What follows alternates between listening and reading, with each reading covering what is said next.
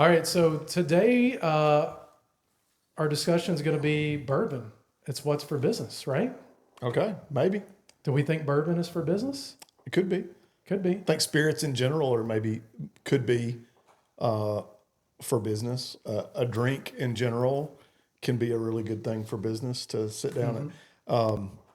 I've had a saying for a long time, and I don't know who I stole it from, but to share a meal with someone is the second most intimate thing you can do with them. Number one, I think we drinking. I think we no. I think we can all pretty much figure out what number one would be. But to share a meal or share with a drink with someone is a pretty intimate way to get to know them. I think anybody spends any kind of time on watching our show will come to find out that Jason and I both really like food. Yes. And we both enjoy a drink of some kind. So I prefer food over drinks personally. I probably would too. As much as I would probably consider myself a beer guy more than a spirit guy. Yeah. Still, I think food. I'm more of a beer guy for sure. Yeah. I think bourbon, whiskey comes into play more for me when in the wintertime when it's cold, right? It feels right. You're by the fireplace or by the fire outside, right? Yeah, it's kind of for me it's kind of a duck camp drink. Yeah. Yeah. That's kind of when, it crosses my mind to enjoy a bourbon. Now, is that because because of just you or just because of the fellowship with the guys? Yes. No, it's actually part of it it's part of the... It's tradition?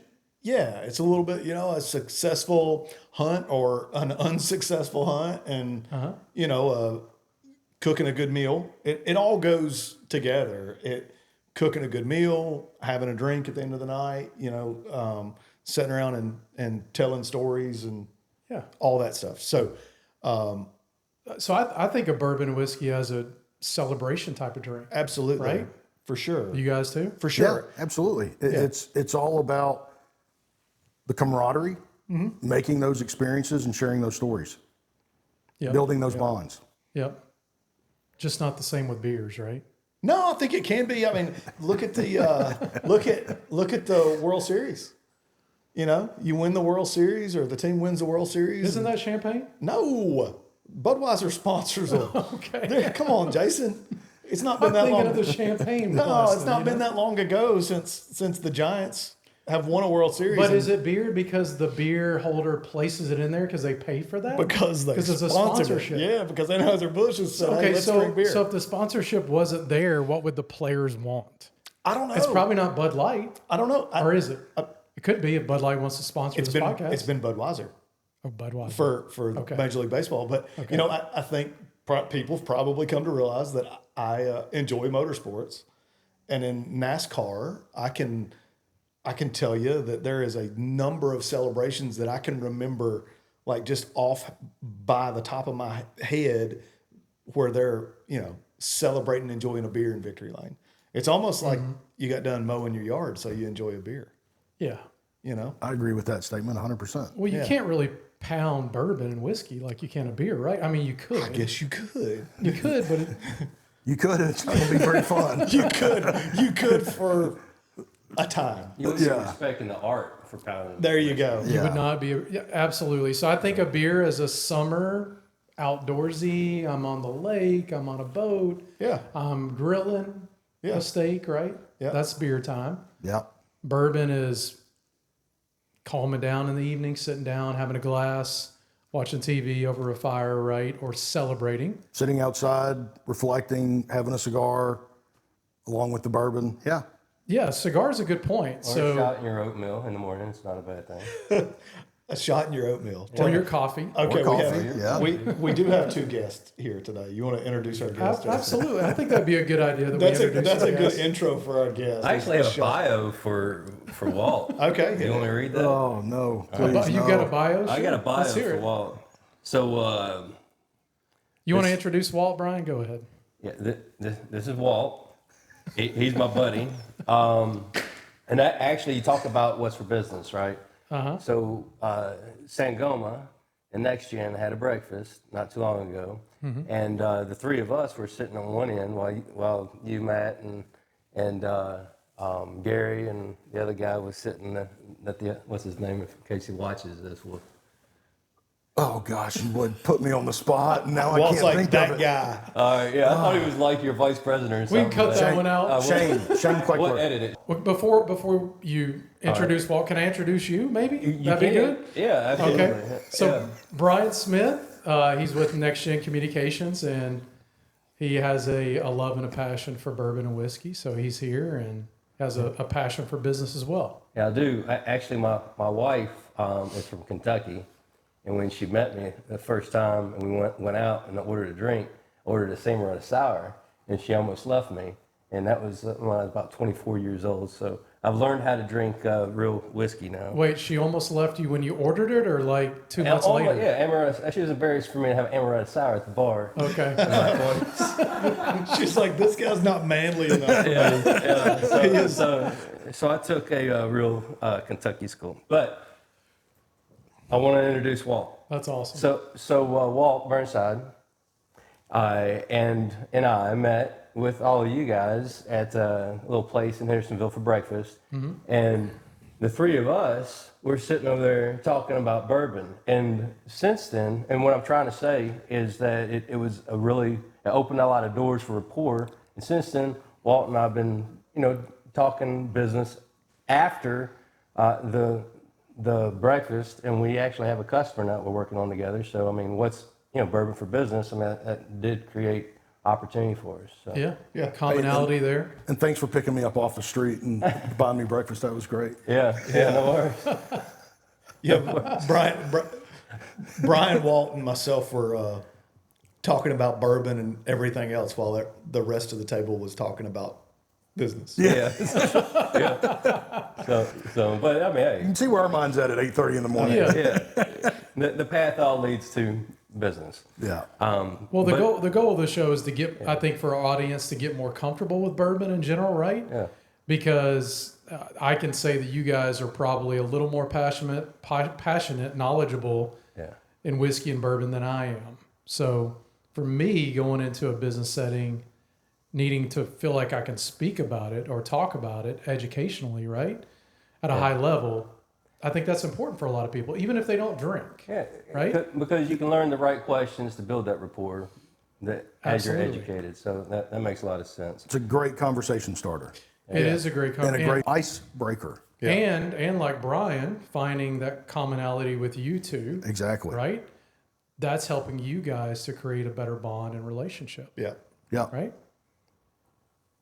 Now I want to have this bio real quick because it's a good one. So Walt is a graduate of Whiskey University. Walt is a member of the Stave and Thief Society, the Blade and Bow 5 Keys Club. He's a Maker Marks ambassador, King Circle Group with George Remus, Tennessee Squire, and a few others, but I'm kind of getting tired of going through this. So let's just move forward. Yeah. So we actually have an expert. I wouldn't say expert, but I always continuously learning. A seasoned veteran. I can live with that. He's a little humble. Let's just say that. Yeah, that's not a bad thing. Yeah. Yeah. But no, So all of those things are true. yeah. Okay. Yeah. What did he Well, we miss? never Walt? know. We never know with Brian. Well, the only thing that we didn't say, I have a group of guys that we started the Murfreesboro Bourbon Society. It's a Facebook group. It's a private group. A couple of years ago, and we've got a little over or right at 800 members from the Murfreesboro area. It's all focused on the local market.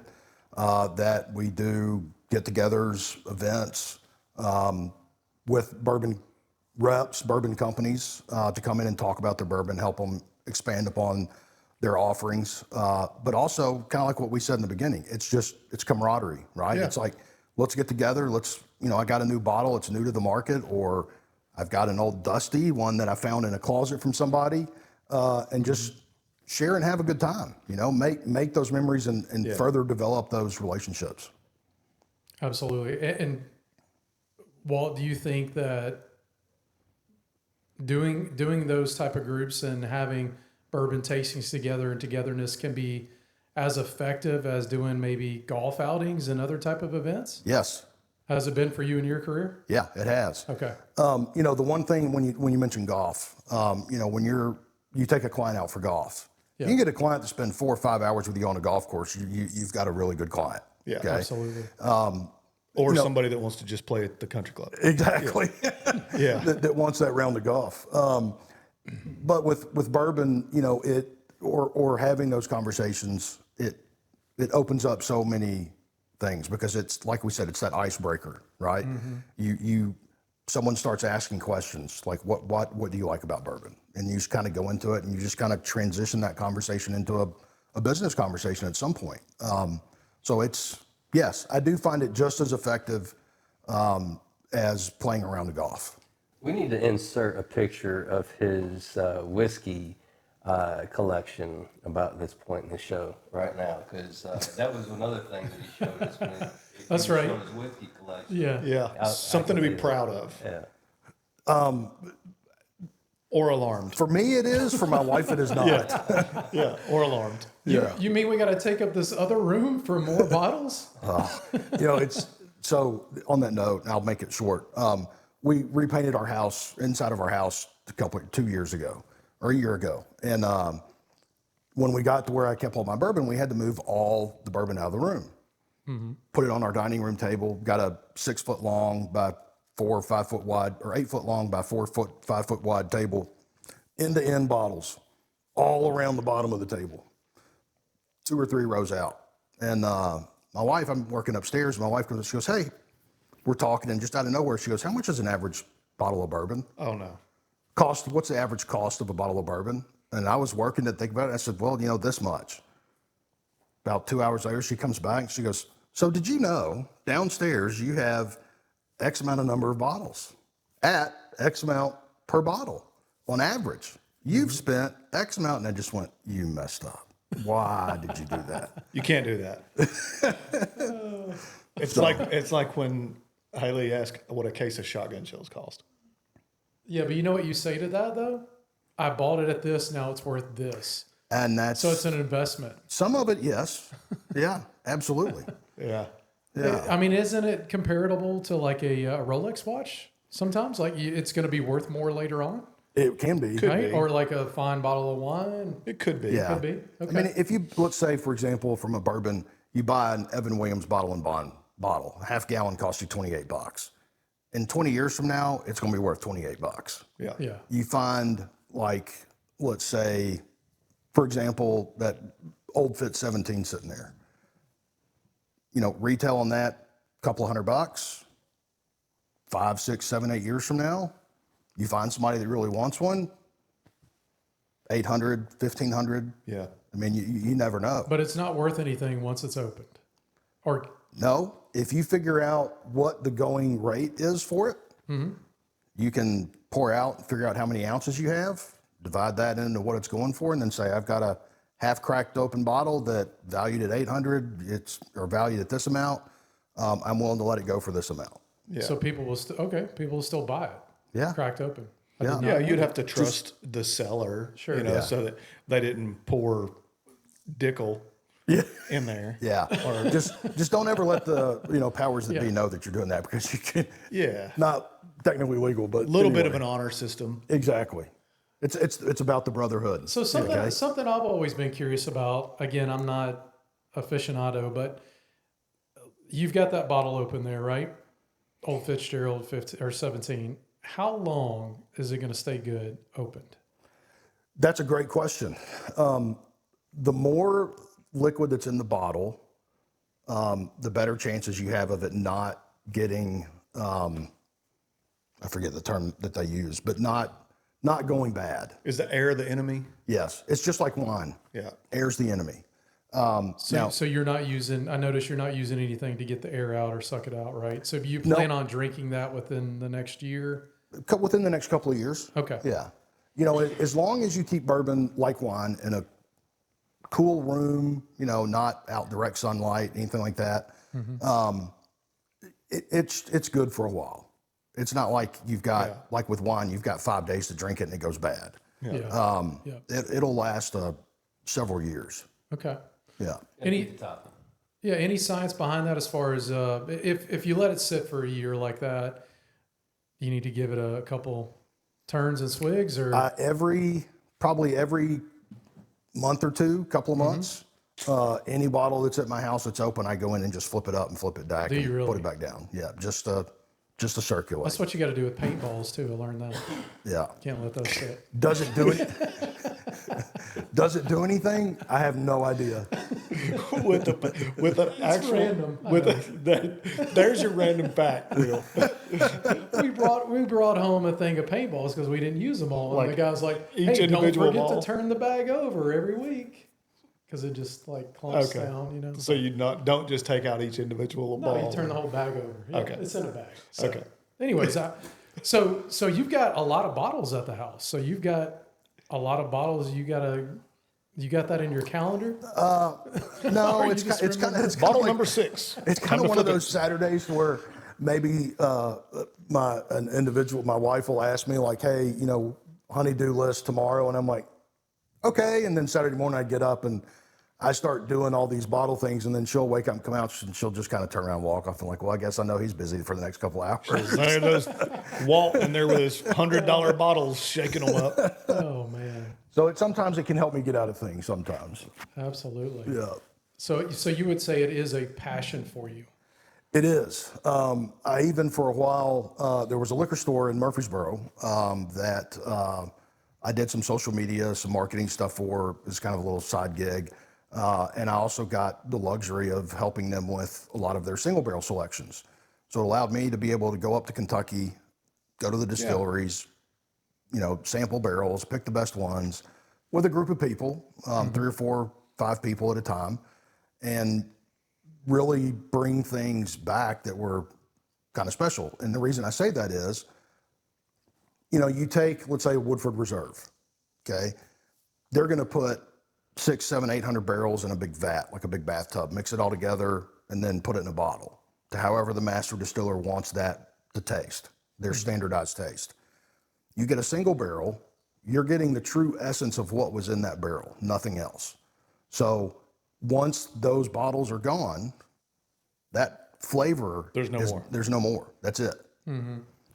So that's why I'm a huge fan of single barrels. I don't necessarily like the standard run-of-the-mill product that sits on the shelf that's mass-produced. Yeah. Except for a few that are really good. But the single barrels are kind of special just because once it's gone, that's it. You'll never get that flavor profile again. You may get close, but you'll never get that exact Distinct profile. taste Yeah. for that one bottle. Correct. But that's within a bulk, though, right? Like there could be 2 of the same bottles on the shelf, and they're going to taste the same. Oh yeah, if you're a single Right? barrel, Okay. they're both going to taste the same. If they're all that single barrel, That's correct. barrel They're number all- 236. Correct. They're all going to taste like barrel 236. That is correct. Could you have a single barrel bottle from 2 different batches at the store together? You could. So I've done blends before, to where we've gone. If that's what you're asking. Are you asking I'm like, have you barrel ever 236 on have you ever right seen here that in a barrel store where there's 2 different 237? barrels? Yeah. 236, barrel 236 and barrel 237 tasting the same? No, just being able to buy those 2 at one time. Oh yeah, absolutely. Okay. Yeah, Okay. yeah. It's something a lot of people do when they go. So generally when you go and do a barrel selection, either they bring you samples to the store or you go to the distillery and do it. Yeah. You generally have anywhere from 3 to 5 barrels that you're going to sample. You pull it straight from the barrel, sample it, and then, generally they say you can pick 1 barrel. Sometimes if you come down and you're like, hey, I really like these 2 barrels. If there's 5, I like A and I like D. Okay, buy them. Yeah. So it really depends on what the store wants to spend because it's a pretty good investment. Yeah. What does an average barrel cost if you're buying a barrel? About 10 grand, 10,000. 10,000. So a guy stole a barrel of Pappy a few years back.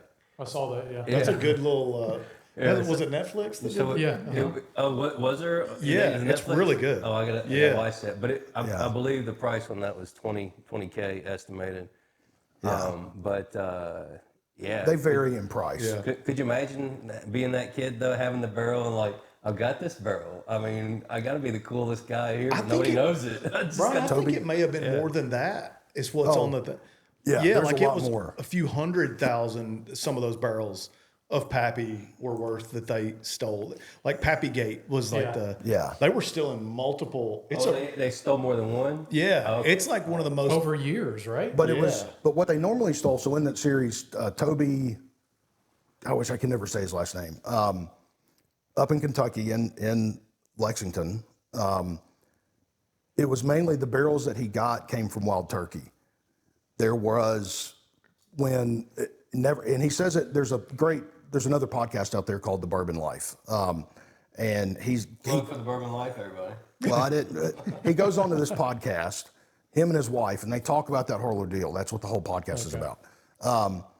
But he, in talking about it, he says, I never stole a thing from Buffalo Trace, which is who makes Pappy now. Mm-hmm. He goes, it was all Wild Turkey and a few other places. But yeah, he had a guy that he could call it Wild Turkey and be like, hey, I need a barrel. And he'd say, okay, meet me at the dock in 30 minutes and we'll just roll it out. Oh, wow. It's in a series on Netflix called Heist. Yes. And it's the third The Bourbon series. King. Yeah, it's what they call it. I'm going to watch it. Yeah, no it is. alerts. It's I'm worth gonna watch watching, it. Chad. Yes, Turby Kurtzinger. Yes. Yeah, I'll start watching that tonight. So let's talk about bourbon beginnings a little bit. Walt, you know your stuff. So I guess when I say bourbon beginnings, where did bourbon originate? Where did it start? Before Prohibition. Kentucky. Yeah. Okay, and was that bourbon or was it whiskey or we? So, Oh, here we go. Here we're going to get into that. so bourbon is classified as the United States spirit of the United States. Mm-hmm. And I can't remember the date, but I want to say it was either 50s or 60s that law was passed or that was made known or passed in Congress. There's several stories on how bourbon came about. One is Elijah Craig. Elijah Craig was a preacher in Kentucky that wanted to start making bourbon. And I'm sure I'm going to screw this story up a little bit. So fact checkers. Yeah. I mean, go for it. be nice. So he started making his whiskey, corn whiskey. He was also a farmer. So he had corn at the end of a year. All the leftover corn they would make into whiskey because they had to do something with it. Elijah Craig would ship his whiskey down the Mississippi, down to Louisiana, New Orleans area. One year, his barn got struck, caught on fire, burned up all his barrels and all that. So he didn't have enough money to get new barrels. So he pulled those barrels out, filled them up with whiskey, and sent them down the river. Well, as they went down the river, because back then it'd take 6-8 months. They are aging. Yeah, they turned brown. Before it was all just white corn liquor. Mm-hmm. Yeah. Now it turned brown and it had flavor. It was moonshine before. Yeah. Basically. Yeah. And now it had flavor. So that stuff went down. The next year he sent a batch of the clear because he had it. And he got word back, hey, don't send us this again. We want the brown stuff. Mm-hmm. So the next year he sent the white stuff again. And they sent it back again and said, hey, we don't want this. We want the brown stuff. If you don't send us the brown stuff, we're not going to buy from you anymore. So he couldn't figure out what they were talking about until it dawned on him that this fire in his barrels charred the barrels on the inside. So he is technically, or story goes, that he is known as for starting the charred barrel process. The founder of the charred barrel. In your personal opinion, how much is that is folklore? I mean, because it sounds very familiar. It sounds just like the Scotch. Yeah, but whiskey you know? was already around by this time. So let's define whiskey to start off with. Whiskey is a spirit that has been aged in a barrel. That's what whiskey by definition is. And that could be aged 2 seconds in a barrel. Whiskey with a Y or an EY? Well, EY and Y. Go ahead, Walt. No, go for it. All right, so EY and Y, that's going to be, it's almost like police and policia. It's different places of the world say it differently. Even though the Ireland and Scotland are the closest that say it differently, but we adopted a lot of our stuff from Ireland, so we got E's in our whiskey. Okay. But other than that, it's really just Just naming convention. It's potato. Okay. But more important delineation, because I'm over it now. Like when someone comes to as like a server, somebody comes out and says, doesn't know if a whiskey or a bourbon. You'll say a bourbon. I mean bourbon, but we got some whiskeys. I'm like, okay, let's slow it down. Do you educate them every time they say that? I stopped. I've grown Used up. to. Used to. I was that guy, but I've matured. Now I'm not that guy anymore. But since we're here, we can talk about it. So bourbon versus Kentucky straight bourbon. Oh, the nuances. Yeah. So does anybody know the difference between the two? Because a lot of people would love to say that bourbon can be made anywhere. It can. It can. It can. But Kentucky straight bourbon can't. But what's the difference between Kentucky straight bourbon and bourbon? Do we know the difference? Is it the water No. being It's used? not the water. Okay. Oh, it's got to. I mean, I'm assuming Kentucky straight bourbon would have to be made in Kentucky straight bourbon, that's a plus. Anything else? I don't know. Is it the charring or the barrels or something? Well, Walt actually just said it. A whiskey doesn't have to be in the barrel for very long to be called a whiskey. You just put it in there and take it out. It's a whiskey. Bourbon, the generic bourbon throughout the United States, 3 years. is a whiskey. 4. All it has to do is go in and out without the aging. So that's the problem with the bourbon versus a Kentucky straight, bourbon. Also, Kentucky straight bourbon, it'll show you on the bottle the age. If it has more or less than 4 years, they have to put it on the bottle. So a Kentucky straight bourbon, to Walt was just talking a minute ago about the blended type stuff. Like I'm going to pull out one that's blended, but it's a blended straight bourbon, and it is doesn't have the age on the bottle, which means that it's at least mellowed for 4 years or more, but it's blended. Clear as mud. Made him hungry. Yeah. But it's got to be new charred oak barrels, correct? New charred oak Yes. barrels. So what's your thought? I mean, I used to think it was American oak, but it can be any oak barrel, right? It could be cherry and White other oak. things, right? It has to be oak. It has to be. So the law, and again, fact checkers, you can correct me if I'm wrong, going off this on memory from 5 years ago. New white oak charred barrel, Yes. aged a minimum of 4 years, has to have 51% corn minimum in order for it to be classified as a bourbon. Yep. So And this can even the be- barrel has to be sitting there for 4 years? The liquid has to be in the In barrel. the barrel, okay. Okay. So you're looking for, as a buyer, you're looking for 4 years or more. I mean, yeah. I mean, the government in the Bottled in Bond Act regulates those. The 100 proof. It's got to be 100 proof, 4 Always. years in a government warehouse. So, like, I mean, I'm a very amateur bourbon guy with very amateur bourbon knowledge, but by definition, if you buy a Bottled in Bond bottle of bourbon, then it's going to be true to the name. It has to be. Yep.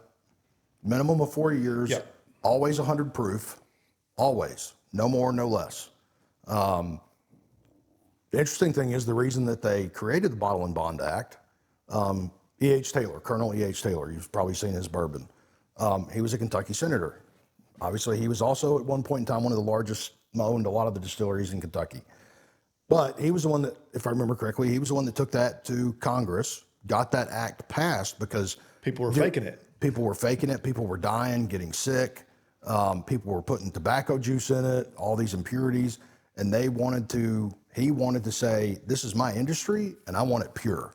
Yeah. How can we do this? And so that's where they came up with the Bottle and Bond Act to make that, at least if you saw Bottle and Bond, because it had a federal tax stamp on it also. Yeah. You knew that it was regulated, and if it was anything different, that person was going to jail. And the bottle of bond is on every bottle today. No, it's 100 proof only. Only on bottled and bond that meets the criteria by law of bottle and bond. It's got so they basically said anybody could do a bottled in bond bottle. I mean, it could be, Walt's distillery.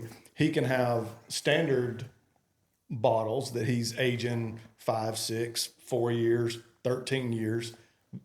They won't necessarily they won't qualify to be bottled in bond with the Bottled in Bond Act unless he takes those barrels to the government secured facility. Yeah. And what that It's a stamp of approval, basically. but also it's a federal bonded warehouse. Yes. So the warehouse at a distillery, first 2 floors have to have iron bars on it. First 2 or 3 floors have to have iron bars on it. And it used to be that you would have a lock that would go on the warehouse. 2-key lock. Federal agent would hold 1 key. The master distiller would hold the other key. That way nobody could open it unless both keys were present. That way the juice is good. Yeah. Yeah. You know how they do it in Mexico? They put a worm in there. If it falls right to the bottom, it's good. It's interesting. Spirits in general, there's kind of a movement right now with tequila that it's not government regulated or anything, but there is a big movement to have 100% agave, additive free tequila. Yes. Because a lot of these, not to knock the celebrity tequilas, but if you look, a lot of these celebrity spirits or tequilas have flavoring added, like vanilla or whatever. Aspartame. Yeah, so that it like mellows the tequila. So you can, that may be a fun Googling experience if you want to look at, I would say most of your celebrity tequilas are probably not the best tequila because they are full of additives to make them taste better. One of the best tequilas I've ever had was 100% agave, straight from Mexico. Yeah. Imported in. It was really good. Yeah. And then also on a tequila bottle, look for the NOM number on the back, NOM. That's from a specific region down there. And you can look up that NOM number and it will tell you the history of that distillery. I believe so. Okay. So it'll tell you like past owners and, I think, droughts. I haven't looked one up in a while. I can't remember, to be honest with you. So going back to the bourbons, what it takes to be a bourbon, there are a couple other things, right? One, off the still, the still can't be running hotter than, 160 degrees? Oh no, 160 that's a proof. proof. 160 proof. Sorry. Coming out of the still, it needs to be 160 proof. Going into the barrel, it can't be. I'm sorry, it can't be hotter than 160 proof coming off the still. Going in the barrel, it can't be hotter than 125, and then add a bottle, it can't be less than 80 proof. Correct. All right. That's a lot of information. That's a lot. Yeah. That's how heavily regulated it is. So let's get back to let's make sure we're clear on something. Whiskey, SKY versus SKEY versus bourbon. Okay. Right? So bourbon is America, originated here. So it's EY. Right. So EY bourbon for is us. EY because it's made in America. And it You is mean whiskey? If it's a whiskey that's made Bourbon in is- America, it's EY. yeah. Any whiskey. Jack Daniels is whiskey with an EY. Correct. Okay. So bourbon is a whiskey because it was a spirit in the barrel. Any spirit in the barrel is a whiskey. Okay. So now, There's not going to be a test after does it this. have a Y or EY? It's classified as a bourbon due to the regulations of how bourbon is classified as bourbon. I gotcha. And going back to bourbon, correlating to business, you probably don't want to be the guy that has an argument. It's supposed to be Y or EY. Just let it play out and just listen. Yeah. But as far as bourbon goes, we can leave the Kentucky straight bourbon and bourbon, but there is a difference of bourbon and Kentucky straight bourbon, and there is a difference between straight bourbon and bourbon. Now, and Jack Daniels in general, I think you mentioned it earlier, cannot be classified as a bourbon. It could be. They don't want to be. They don't want to be bourbon. Okay. Yeah. But also, it's funny. There's really a good debate about, is Jack Daniel's bourbon or is it whiskey? Years back in the, I don't know, when Jack Daniels was still alive, he had sent a letter to Congress because he wanted to get about tasting his product and possibly being called a bourbon. The letter that they got back from the Department of whatever said no. Well, send us more in a Coke. Yeah, your stuff does not taste like bourbon, and we will never classify it as a bourbon. Yeah. So, but at the same time, they did not want to be classified as a bourbon. The biggest differentiator between bourbon and, let's just say, Jack Daniels and the rest of the world is that Lincoln County process that they go through of charcoal mellowing all of their product to these huge containers of just charcoal, and the whiskey just drips and goes all the way down to the bottom to get filtered. Mm-hmm. And Gentleman Jack, which is specific to Jack Daniels, or do other places do that too? Some other places do it, okay, but not as intense as they do. Okay. So do we know where that came from? The mellowing process to the coal? Coal miners? Loretta Lynn. I mean, she was a coal miner's daughter. There's a popular bottle in the airport right now of Tennessee whiskey. Dickel. No, it's on every billboard in the Nashville airport. Uncle Nearest. Oh. Oh. Okay. So Uncle Nearest came through, and he brought, in Africa, they filter stuff through coal to get out the bacteria and the nastiness and the drinking water. Well, Uncle Nearest Green. They filtered his whiskey through, Yeah. and that's. He learned that from Africa, or had them? So Nearest Green was a slave down in Lynchburg. That was a slave for another Jack Daniels preacher. That preacher was moving on, but he was also making whiskey. He's like, I'm a preacher, I can't make whiskey anymore. It doesn't look good. It's like a common theme, is the preachers were making the whiskey. Well, the monks brought it over here. Yeah. I got some jokes around that, but I won't tell them here. Yeah. So he moved on, and Nearest Green was like, well, what am I going to do? And he's like, you go down and help Jack. He wants to start making whiskey. So Nearest Green helped Jack Daniels find a spot and helped him start his whiskey business. Okay. Yeah. So Nearest had the process, or knew of the process. Yes. But he wasn't applying it to whiskey. He was just applying it to whatever. cleaning. It's a cleaning process. So Gotcha. It could have even been water. pulling the nastiness out of waters. Let's just filter our. He was spirit Brita through. before Brita was Brita. There you go. Good point there. Yeah. All right. So I think we're straight on whiskey versus whiskey versus Sure, bourbon, right? Let's talk a little bit about happy hour and cocktails. What's not right? What is right? Right? Like choice of drinks, that type of thing. Happy hours are pretty common, right? Oh, in yeah. workplace and in business. So, in my own opinion, happy hours are great for that busy business person, right? As long as they can attend, because it's, again, you're not sitting in an office, and they're not coming to your office, so you're kind of sitting in a neutral environment to where you can kind of relax and just kick back and have a conversation, and not live by the stuffiness of corporate America, right? Sitting in an office, like I've got to act this way because I'm sitting in my office. Now, granted, even in a happy hour or bar setting, you still got to be professional, but you don't have that stuffiness of people walking around and possibly interrupting, so on and so forth. So for the person that's not an alcohol drinker, right? I think there's a lot of people that don't drink alcohol at all. Right. Right. Do we know what is the proper choice for them? Soda water with a lime. Soda water with lime. I mean, there's a lot of alcohol. There's even bourbon, I think, non-alcoholic bourbon now. A Coke? What? Right? I haven't seen a non-alcoholic bourbon. It can't be bourbon. I've seen it. No, it's not bourbon then. It's called tea. Yeah, it can't be bourbon. I mean, we was over here. It's got to be 80 proof. Well, it's not a bourbon. substitute, but they do sell it. I've seen it. Yeah. It's cough syrup. I mean, you do bring up a good point because I've showed up, I to a think, lunch meeting. and my point there is you got to be cognizant of your surroundings. For sure. Yeah. If you're inviting people out to happy hour, like, know if they're a drinker or not, right? Yeah. Yeah. Like, hey, do you take part? If not, no problem. Come. Shirley Temple, water, soda water it, right? Dr. Absolutely.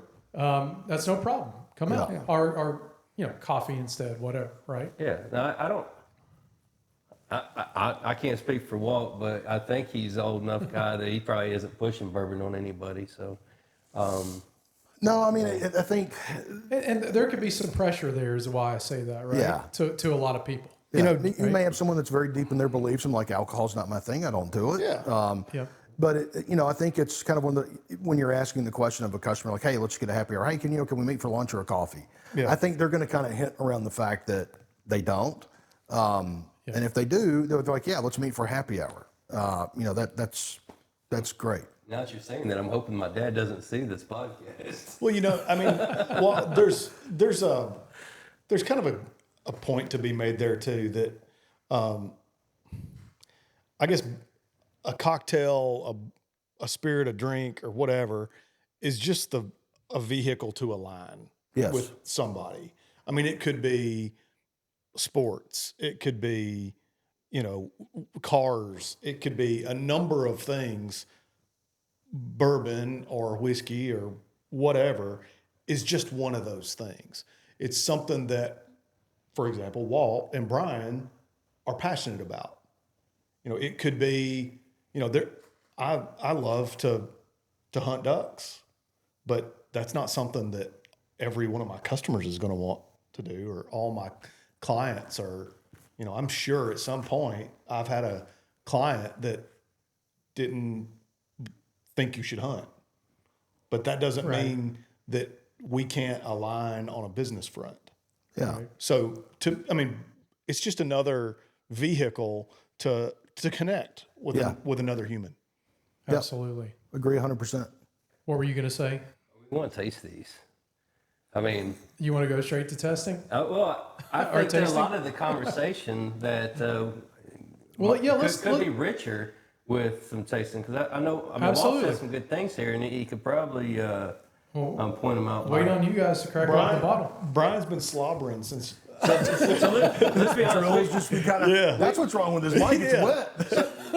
So we were supposed to start, and by the way, I've been playing with a pocket knife the whole time. I haven't been playing with that little square. He's nervously played with the pocket knife. So, this morning has been the longest morning since I've been with NexGen. It has been the longest morning.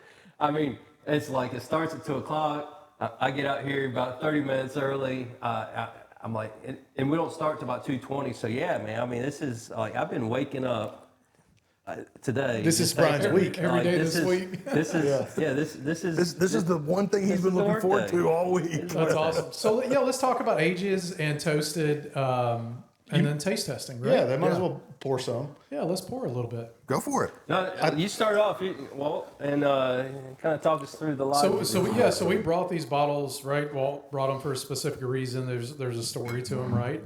Yeah. So I brought one. Well, let's see. Let's go.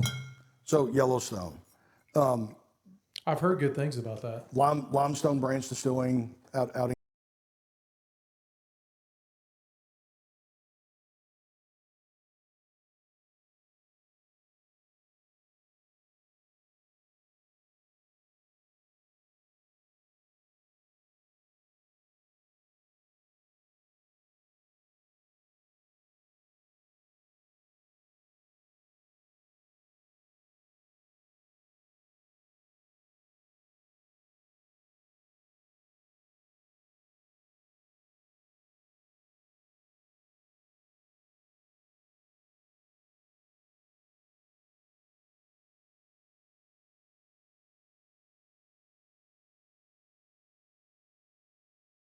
Actually, to the national park. Do you know what the connection is there for them in Yellowstone? Yes, in their story. Well, I'll leave that to where if you go up there and you get the tour, they'll tell you. Okay, We're that's gonna a good idea. We're gonna let Matt do our samples. I've got a function after this. So yeah.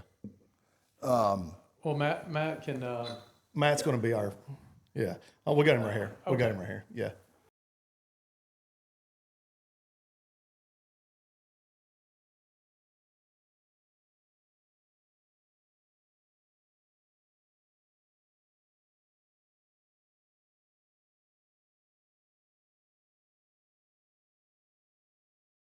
Yeah, you're part of the three.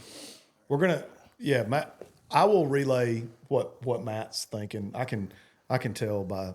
So, we proof wise, I don't know the age on this because they don't put an age statement on it. This was a project that Stephen Beam started, or different things that they were working on at the distillery. I know it's going to be at least 4 years old. I would say that this one's probably 5 or 6. So you don't know because it's not stamped, or It's not stated on the bottle. just that bottle, But does or it all say- of their Does it bottles? say bourbon?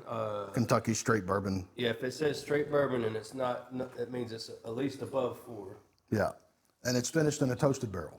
Have you had this spirit before, Brian?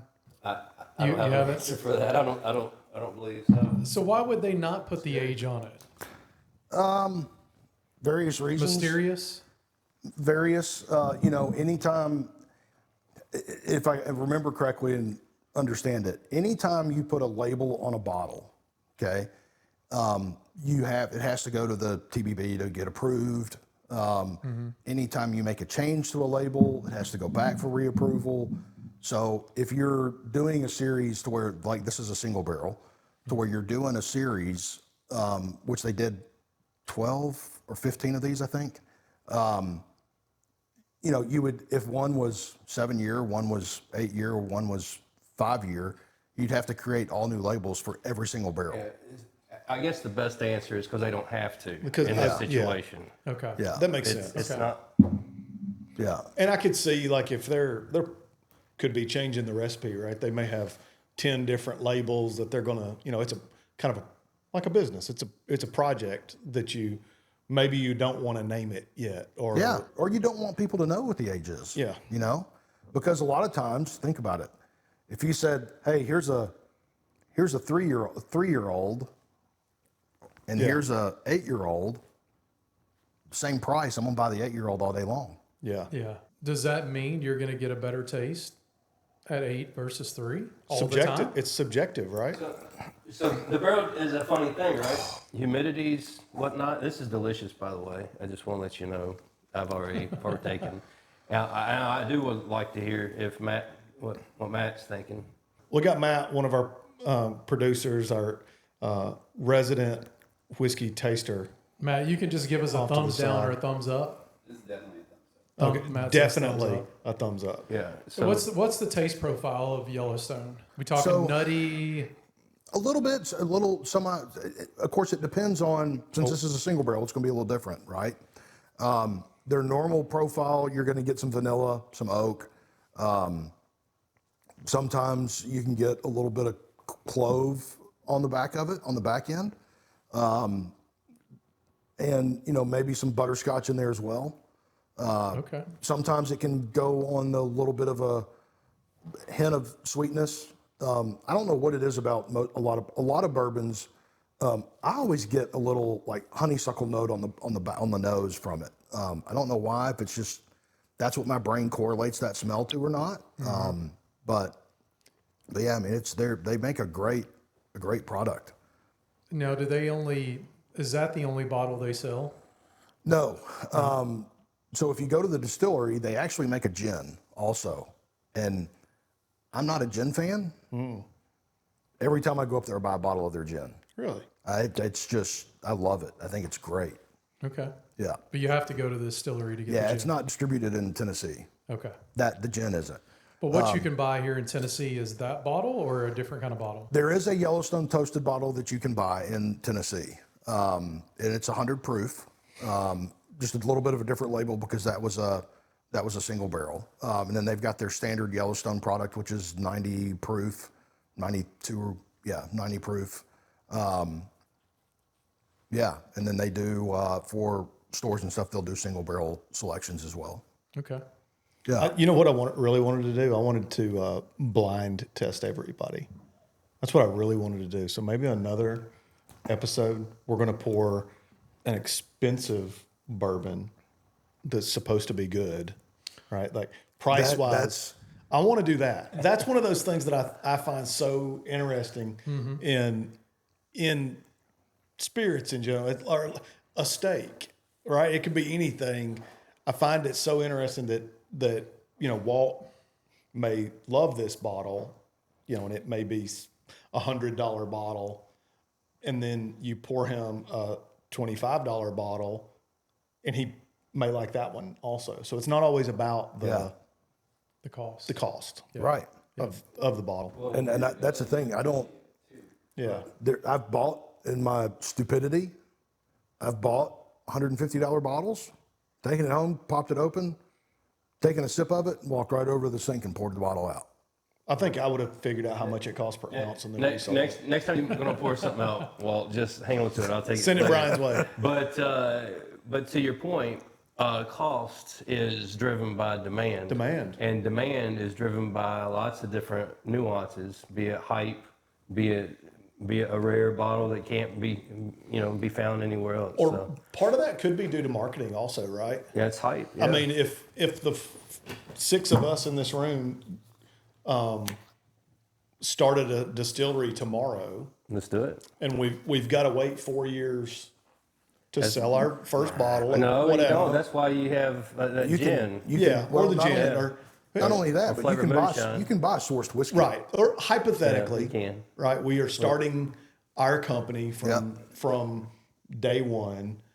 A lot of our cost is probably driven by who we're wanting to sell our spirit to, right?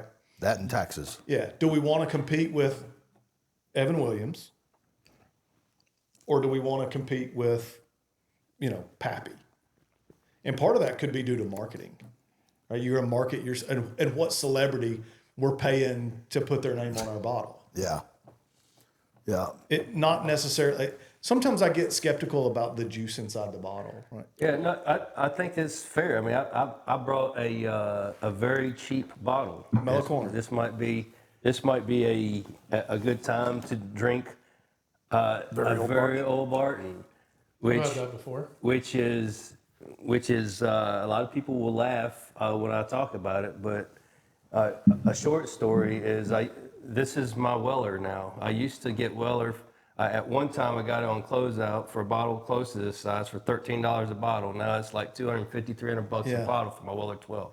Yep. So this is my new Weller, light Weller, on which do you remember, Walt, when that Poor Man's Pappy came out? Oh, the Weller 12 and the Antique 107. That now, if you look it up, 60-40? they call it any of the Wellers. 60-40 is still the split, but any of the Wellers. But they're using Old Granddad. no. What's the flag? The flagship up there. Buffalo Trace. The name of the distillery. Thank you.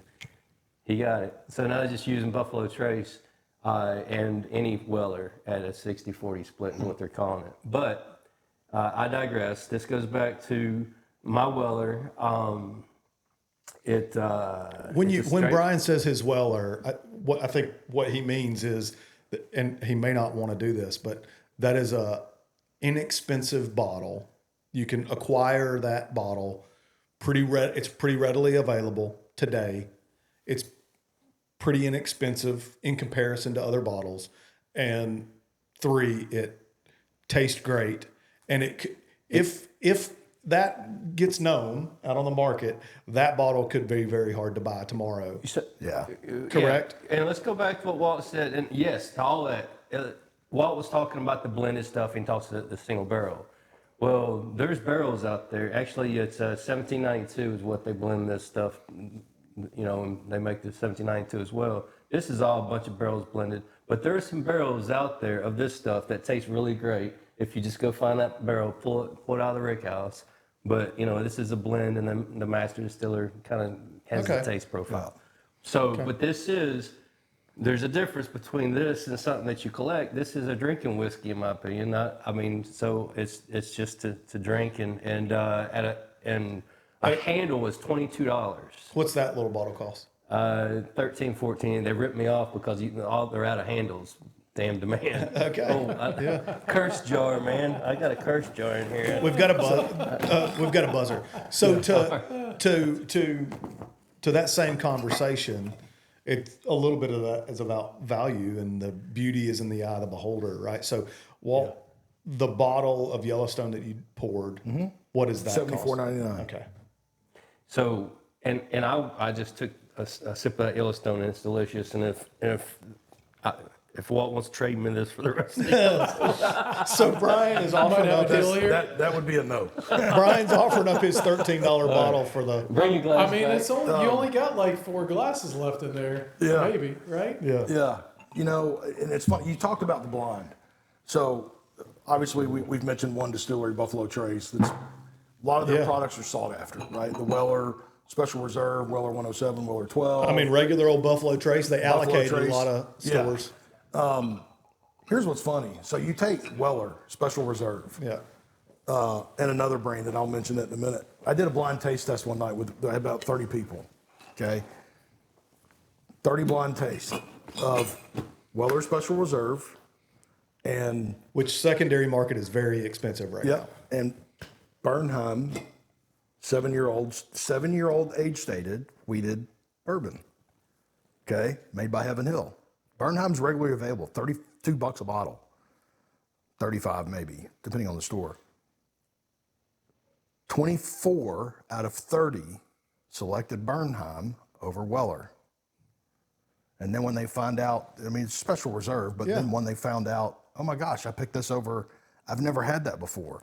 Yeah. So it's all subjective to what you see and what you hear versus what does it actually taste like. Yeah. Well, that's what I was going to say. Is Weller and Pappy, some of those, are they worth the price, or are you buying the name? You're buying the name. I think that's what I was getting at. In my short way of telling people they can, you know, if you're not a bourbon person and want to get in, dip your toes into the pool, you don't have to spend $50. That's the 2020s or 2024 version of the Cristal or whatever, right? From when the Cristal was popular, and you were at the. Jason just showed his age, everyone. Jason's popping bottles of Cristal. You know what I mean, though? Like you're in it to buy the name. Listen, in that instance, right? I'll tell Cue you. Rough Riders anthem. Yeah, I'll tell you. For me, you know, if you're talking under $35, Yeah, give us 3. Evan Williams Bottle and Bond. Yep. Old Granddad Bottle and Bond, and Old Granddad 114. Okay, Brian, 3. Under $35. Old Forester 86, very old Barton 86, and What about the one you're drinking there? that's I already called it 86. Yeah. I'm interested if what Matt thought about the bottom shelf there. It feels like it has less alcohol content than the Yellowstone. It probably does. I think the Yellowstone is 100 proof, isn't it? Yep. Yeah. So it does. It's a 86 proof. Okay. So it has quite a bit less alcohol content to it. It definitely seems smoother. There is a 100 proof very old Barton, but I wouldn't suggest it to anybody. So the cheaper bottle is smoother than the Yellowstone. I didn't say that. It's kind of like, And we don't want our podcast blown up either. So Tomato. yeah. So to Matt's point, in Matt's opinion, this bottle of bourbon was smoother than the more expensive bottle. That didn't mean I didn't like but it. that was the heat. That doesn't mean that he doesn't like it. Right. Matt may also prefer a ribeye over a fillet, or vice versa. Or Matt may prefer a piece of chicken, or Matt may prefer a piece of fish. Right? That's the beauty. To tie it all back in together, bourbon is the vehicle, right? Like everybody should have their own taste, and that's part of what could make it a good business conversation starter is that it's such a broad range of flavors and hotness, like Brian would say. I mean, one with more proof could be more hot, or what someone might perceive as less smooth. Yep. I would think to the person that doesn't drink a lot of whiskey bourbon, the smoother, right? Less of the alcohol taste is probably what they're looking for. Wouldn't you agree to that? Well, Maybe. the smoothness is not always correlated to The proof. The proof. Okay. The amount of time that it goes into the barrel mellows it out as well. So, I mean, but it does, and some. Actually, I want to go back because Chad really made a really great point. Did y'all hear that? Yeah. Say it again for the people in the background. Chad made an excellent point, and I do think there's in the bourbon snootier club, we'll put it there. There is some I don't know, like just opinions, just strong opinions, and to your point, and I learned it at Buffalo Trace. There's this guy, he's like a second or third generation guy that worked there, and he was serving us all our treats, our whiskeys, and he pours it out, and he asked if you want a drop of water in it, and somebody there was like, no, I want to drink it just the way it is. And he goes into, here at Buffalo Trace, we don't care if you put it in Kool-Aid. We don't care if you drink it straight. We don't care if you mellow it down with water. We don't care if you mix it however you want to mix it. As long as you're buying the bourbon from us, we're just thankful for your business. Yeah. And that's, I used to be like, I'm only going to drink it neat, but to each their own. I mean, you shouldn't, just because you have a preference doesn't mean that the other person's idiot because they're putting Kool-Aid in their Yellowstone. Yeah, the only thing that should be a law is steaks shouldn't be cooked over medium rare. Well, yeah. I would say medium. Okay, I'll give you medium. Medium. I'll give you medium. Or eating cows. At that point. Yeah. Yeah, Brian doesn't eat cows. Yeah. Well, I He mean, used to. He might again at some point. You never know. You never know. So it wasn't Yellowstone, but what did you think? Well, I mean, you're down and out, no bucks in your pocket. You need a little bit of whiskey. I would drink it, and I'd put that in an old fashioned all day long. Put a mixer. Okay. Yeah. Perfect. So a good old fashioned drink or a good old fashioned whiskey or bourbon in the drink doesn't have to be an expensive bourbon, right? Not at all. Right? You're mixing it down. Why not buy the $15 bottle? Right? Exactly. I mean, there's no reason you should spend $50, $60 on a bottle if you're just going to mix it. Yeah. I mean, Yeah. Buy the good, expensive stuff to drink straight. yeah. Or in on Kool-Aid, ice. to Brian's point. Well, I mean, Like, if you got the funds to do it, but do whatever you want to do. So I don't know how much time that we got for the rest of the afternoon. I mean, I'm not going anywhere until Jason kicks him out of here. But I would like to contribute the next bottle. It's going to be less at the bottom of the shelf. But the reason I'm going to pull it out is because you got a Peerless on the table. I've got a Peerless. One of the reasons that I wanted to bring Peerless is because we are technology. Peerless is one of those stories that they have. Prohibition put them out of business. They were in business for 13 years. They were going strong. Prohibition put them out. Their great grandson or whoever comes back in, brings it back up. Corky. I think they have the 50th Kentucky license that they brought back up. So I mean, it's a pretty cool family story. But if you walk in there, you talk about Internet of Things. It is, I think they call it a grain to bottle process.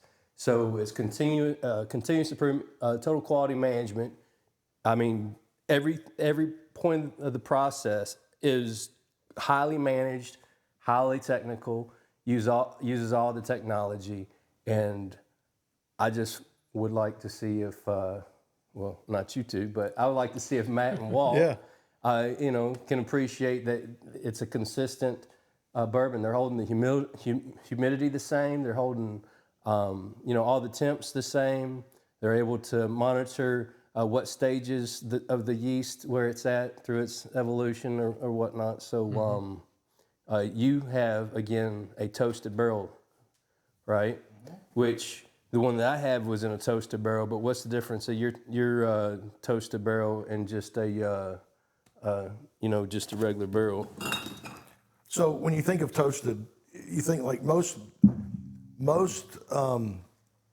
bourbon is usually a char number 4, 3 or 4. Okay. So when you think of a toasted barrel, think of a piece of toast, right? You put it in a toaster, and then those little things come on, and it cooks the wood. Well, that's exactly what they do. Some distilleries do it a little bit differently, but they take one of those big iron things or whatever they're called, aluminum or whatever, stick it inside the barrel and turn it on to where it toasts the inside of the barrel. So it gives it a lot more, in my opinion, a lot more mellow. And More like roasting it. yeah. Okay. Yeah. All right. So you're not So that's you're not different. charring the wood. You're Yeah. just giving it a slight hue on the inside before you put the bourbon in it. So are these two different bottles from the Yeah. same? This Yeah. is Yes. This is probably a good. This I'll is just probably let a you good a good taste test for anybody. Is 2 barrels, same distillery, or 2 bottles, same distillery. Yeah. Different product. Yeah, completely different product, so that you could, Yeah. I mean, I See would which one assume you it's the like. same mash bill. It should be. They're both saying it's okay. It's got 51% or more corn in it. That's for sure. I know I appreciate I do appreciate the process of bourbon, because it, hopefully means I get a good present, Christmas present and birthday present from my in-laws. My father-in-law is a logger and cuts a lot of white oak, and some of that white oak ends up at distilleries. So Yeah. Don, if you're listening to this, sell a lot of oak. It's not funny. It's kind of worrisome in a way. But now the big challenge in the bourbon industry is actually getting barrels. Yeah. And it's the same thing not the same thing, but like tequila. Tequila, they're saying Agave. within 3 to 5 years, there could be a huge agave shortage. Yeah. So some of those bottles of tequila that you buy today Yeah. may be like bourbon, to where in 3 or 4 years. Hopefully additive free, right? Are we all going to promote absolutely. that? 100% agave, additive free. Yeah. So just to let Matt know, this has actually gone up 10 proof. These bottles are 110 proof, so we're going up from 86 to 110. You got some water to drink there, sir. Unless you want me to put you in a Kentucky Wildcat. You It's want to do a empty. Wildcat right there? You want to drink? No, a I don't think Wildcat? anyone wants that on here. Go Good. Vols. Brian's a Kentucky Wildcat fan I'm sorry. because his wife is, right? Yeah, I married a Wildcat. She She converted you. stuck with me. Oh, so y'all are basketball fans. We are now again. Yeah. Okay. I didn't know if because do they even play football there? Oh yeah, they do. Okay. They do. I can never. Hey, they're pretty good at baseball too. I mean, They came in second. yeah, they didn't win. Well, that's pretty good. SEC. If you're not first, Second's you're the last. first loser. I think that's a quote from Dell Senior. Yeah, Where did UT come in at? first. First. Yeah, Yeah. they're right behind UT. Yeah. Yeah. They still have a chance. We though. also won the basketball SEC Oh, did you? title. Yeah. And women's softball in the same academic year. So go Vols. What do you think about this one? Definitely tell it's higher proof. So if you want to dial it down after you figure it out, if you want to take like a little bit of that distilled water and drip it in there, you can. I mean, It's scientifically proven that it makes it taste better. There's different. There's published articles about it. Yeah. With distilled water. So Better or different? I believe the term is better. Sometimes. Sometimes. it opens up different profiles to it. Yeah, it does. Yeah. But So like one of the things like with our bourbon group, we obviously anything that we do from a single barrel is most 99% of the time is always barrel strength, meaning this is what it came out of the barrel. Okay. From a proof standpoint. Some people are like, hey, I don't like anything over 110 proof. I don't like anything over 115. And we've done some as high as 135 proof. But I'm of the belief of, man, if you can get it at barrel proof, get it at barrel proof. And if you want to water it down to whatever proof you want, do it. Don't buy something because it's, oh, this is 100 proof. That's what I like. Yeah. Yeah, we get you a hydrometer and practice on some cheap stuff, right? Because I mean, it is amazing that when you do add a couple of drops of water or more, how it changes the flavor and the taste. That's one thing I haven't tried before. I'm usually water. an ice cube. Well, yeah, ice cube eventually waters it down, right? But Yeah. that's more than a drip or two of water, right? Yeah, I'm not It's a watering it down. Depends on how fast you sip. Yeah, this shows how much of a bourbon snob I am not. I would prefer an ice cube. Yeah. Yeah. Well, a big, nice, Go fat for it. square ice I mean, cube. Yeah. Drink it the way you want it. Yeah. You know? That's the theme of the day. Well, I think that is a thing. let's talk about the Bourbon Trail a little bit. How many distilleries are in the Bourbon Trail at this point? In Kentucky, Yeah. I'd say that there's over 20 or 25, if not more. Okay. Yeah. I mean, so if you think of, You couldn't do them all in one day. no, like you think of Bardstown, Kentucky, you got, I mean, literally within 10 miles of each other, you've got Heaven Hill, Willett, 1792, yeah. Preservation Distillery, Bardstown Distillery. Bardstown Distilling Company, Lux Road Distillers, Jim Beam is kind of a little further out. Four Roses has got a facility over there that they bottle at that you still can go by there and sample and do stuff. I'm missing one, and I don't know which one it is. 1792. That's quite a few within a small radius area. Within 10 miles. Okay. Yeah. Then you go, and that's what's nice about Bardstown.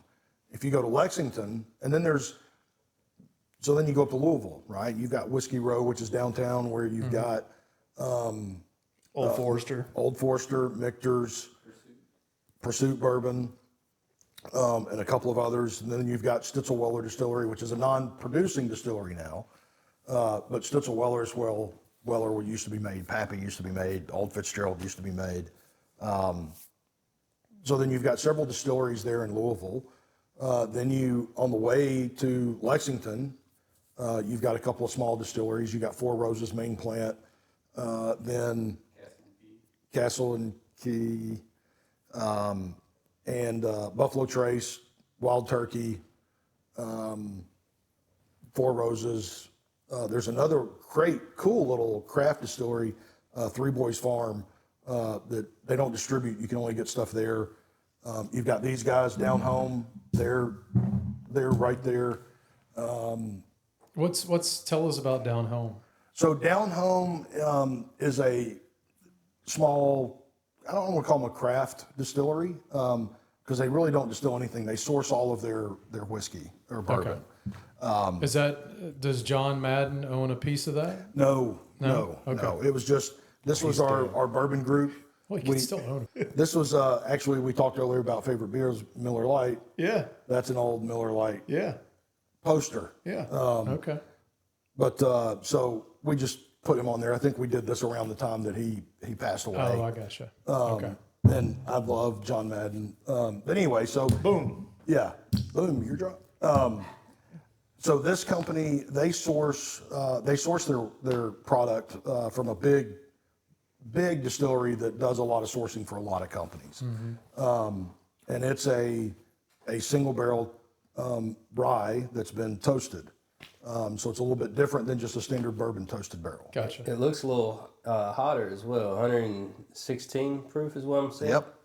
Yeah. But it doesn't drink more than, in my opinion, 95 proof. Really? Yeah. Yeah. It's a good one. And then this one that we'll taste eventually, Wheeler's Raid. Wheeler's Raid is local, Nolensville. Okay. Okay. They make a lot of different products or whiskeys. No, that's a whiskey. Yes. Bourbon whiskey. I can't read it because I don't. Yeah, this is a rye whiskey on this one.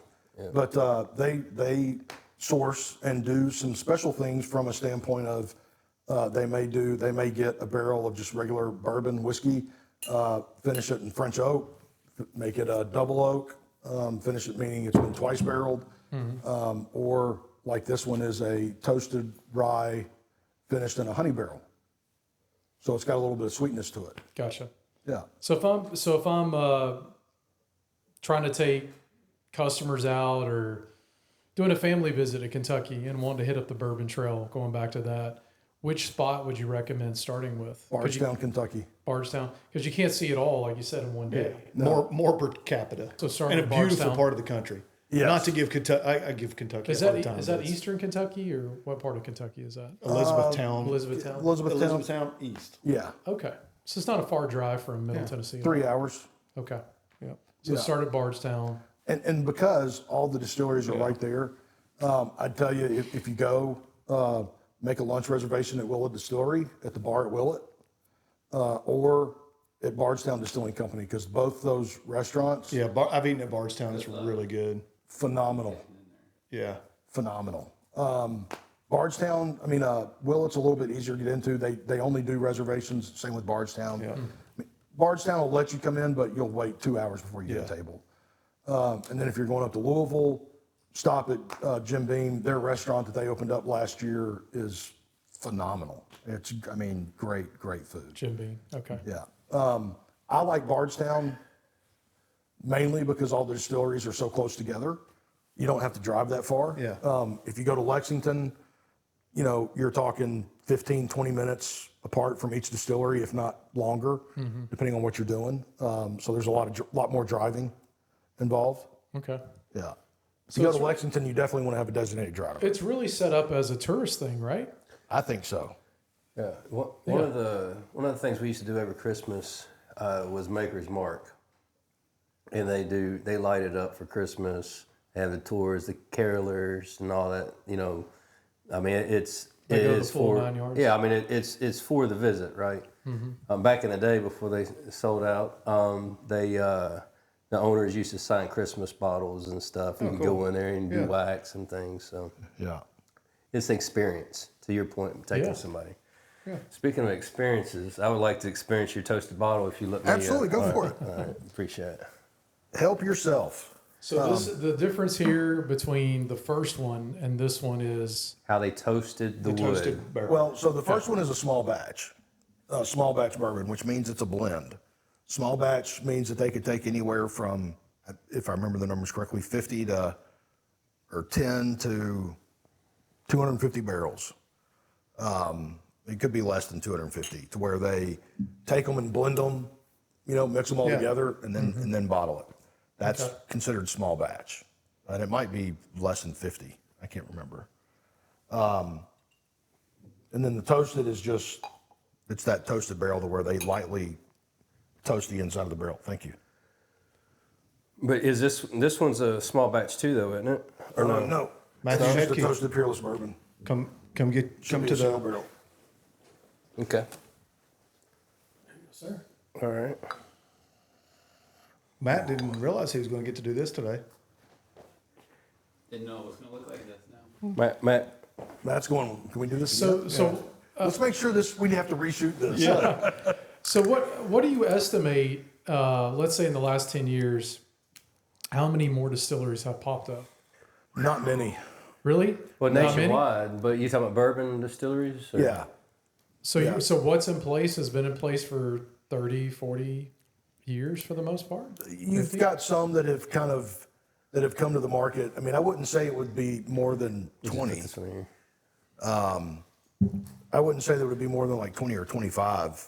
Okay. Just in my own estimation. Is that because of the process that it takes to get started, the capital, the cost, Look, if you've got- licensing, all that? If you want to blow $150 million, open up a distillery. 150 mil. So you need some large backing for You sure. get a lot of tax, like as your inventory starts getting up there, they're taxing you. Taxing on everything, Yeah, inventory it's wise. like your warehouse. They're taxing you for warehousing your product, big time. Yeah. See, and that was the beautiful thing of bottle and bond. You didn't pay tax on the bottle and bond until it was taken out of the barrel. So you delayed taxes on it. So now you may pay taxes. And granted, I don't know how it all works, but from That listening, you may pay a certain percentage of tax once it goes into the barrel, and then once you dump it, you may pay another percentage of tax. well, that was a benefit to those distilleries that wanted to age something 17 years. Yeah. Right. You didn't have to pay taxes on So it. until it now, came so out. now does that mean it's a disadvantage to age something 17 years because it's going to cost you more in tax? No, because if you think about it, when you fill a 53-gallon barrel, okay, and you age it, you're going to lose, I think it's on average, it's like 0.5% or 1% a year, just for what they call the angel share from evaporation, Okay. because it's sitting in there. So you age something 17 years, you may only have 20 gallons left out of a 23-gallon barrel, so you're out of a 53-gallon barrel, so you're only paying taxes on 20 gallons. You're not paying it on 53. Okay. Yeah. So there's an advantage to aging it longer. Is that process of seeing what you have left? I mean, who's keeping track of that? They pull out the bunghole. Are they? TP for it? They Is this the honor system? no, There's somebody actually regulating it. I don't know how they do it, but I would think that it's probably based off of, and this is an assumption because I'm not a tax guy and I've never worked at a distillery, but I don't even play one on TV. yeah, and I didn't sleep at a Holiday Inn last night either. Yeah. It's either got to be, I'm sure they weigh the barrel before they dump it, kind of figure out, or once, because I mean, generally if you go to a distillery and you see them dump it, they'll just put the barrel straight on the line and just dump the barrel on the line. So they're not like measuring liquid or quantities or anything that, Probably done that I'm that way. aware of. Yeah. Yeah. Gotcha. I would think that's the way they do it. Unless they dump it into a vat. I mean, not a vat, one of those plastic tubs, and then figure out how many gallons are in it after that. But I would think technology's changed the business a lot over the years, right? With weighing everything and Well, I know for a fact they even measure the thickness of the bottle. right. Like it's even our folks who aren't connoisseurs, you mentioned Maker's Mark. I think pretty much you can picture that bottle in your head, and they go as far as to measure the thickness of their glass bottle, because if you think about it, that's one of the more important pieces of their process is the look of that presentation. bottle. And it's one of the more expensive parts of the process is that glass bottle. Yeah. So, yeah, Yeah, technology. well, you want to have the glass as thin as possible, yeah, and but thick enough. maintain the strength. yeah. Yeah. What do you guys think about? I'm digging the double oak. This is the first I've had. A friend of mine picked that up for me Well, I think when they you're were in Louisville and they released it at the distillery. And he had asked if I wanted one. one. He's a good friend. So I don't. When he watches this, I don't want to upset him because I would like one of these bottles myself. But I do think this is a small batch because it says batch 1. So I think this was their first release of Toasted Barrel. okay. All right. Okay. Brian likes that bottle a lot. Honestly, I think these two bottles are the best that we've tasted, and I'm not hating on Yellowstone. It was good, but I do have a hunch that it's just because they've got their product so dialed in with technology. I mean, it's just they got an app for that. I mean, it's So if you like that, you need to go up and tour Bullets, okay. the distillery. If I remember correctly, we did a single barrel pick there 4 years ago. And at any given time, in the actual distillery, they only have 10 people working in there. The rest of it's all automated. Nobody touches anything. Yeah. It's just, So it's so consistent that you got the same thing every time. It's the right? same thing every time, but also they get to dial in exactly what they want their mash bill. It's garbage in, garbage out. I get it. In my opinion, there's a few things that people can do bad at bourbon. One, they don't pull the methanol off the top, or they run it with too much tail or whatnot, and you just get a blended whatever. You know what I'm saying? Yeah. All right, but the other piece is garbage in. You get rotten corn you're putting in your bourbon. That's not good, right? Well, I mean, outside of that, I mean, it's the process, and they don't sway. They don't have an ebb and flow in the process. Yeah. There's no disruption of the employee that came in today and didn't do something they were supposed to do. Exactly. Right? Yeah. They didn't do their mix on the hour when they were supposed to. Yeah. Or whatever. This thing's out. They got it automatically. That makes sense. Yeah. So we talked a little bit about the technology of the distillation process and bourbon, and I know that bourbon has taken probably in the past 10 years, maybe even more than that, has had a major resurgence, or like a cool guy factor, especially during COVID. Yeah. So what's the? Absolutely. It helped me get over COVID, by the way. I just want you to know. Bourbon. It'll cure It'll cure COVID. Yeah. And prevent it. So we've talked about the future, right? What it looks like, technology and the manufacturing process, how that's changed. And a few years ago, bourbon was not necessarily the popular spirit. No, it was Right. vodka and more gin, vodka, right? and your clear spirits versus your dark Yeah. spirits. So what do you feel like the future of bourbon looks like? Or is there a spirit sitting in your basement somewhere or in hiding on a shelf that's going to become more popular, right? Is it, is Scotch going to take a resurgence, or is tequila going to be the next it, So No, I want to hear what you guys say. in the recent articles that I've read on bourbon and kind of the state of bourbon, most of your major distilleries are starting to lay people off. Okay, eliminate positions or redundancies, because during COVID, pre-COVID, bourbon from a national standpoint was, like just say $100 billion in sales annually. Yeah. During COVID, it tripled in 1 year. Okay, that's why there was this, you heard bourbon companies say huge glass shortage. Well, we can't keep up with demand. Bottles were starting to go unallocated, or they weren't in stock anymore because they couldn't keep up with demand. Yeah. Well, they ramped up production to keep up with that demand. Now, after COVID, people don't have as much free cash flow as they did during COVID, right? Because they bought all those boats. Whatever. But Or gas is $3.50 a gallon. yeah. Or groceries are 3 times as much. These articles that I've read, bourbon, your major distilleries are saying that they have anywhere between a 20 and 35% decrease in business. So they're retooling and reevaluating to match with what the market says. Your question of what's the next big thing? Me personally, I think it's tequila. Okay. I think there are a lot of tequila brands out there that are unknown, or not 100% pure agave, 100%, no additives or anything like that, that if they catch on, you're not going to be able to find them anymore. Yeah. I'm not mad with that answer, because mezcal. That's like Having a moment. It's Mexican bourbon, right?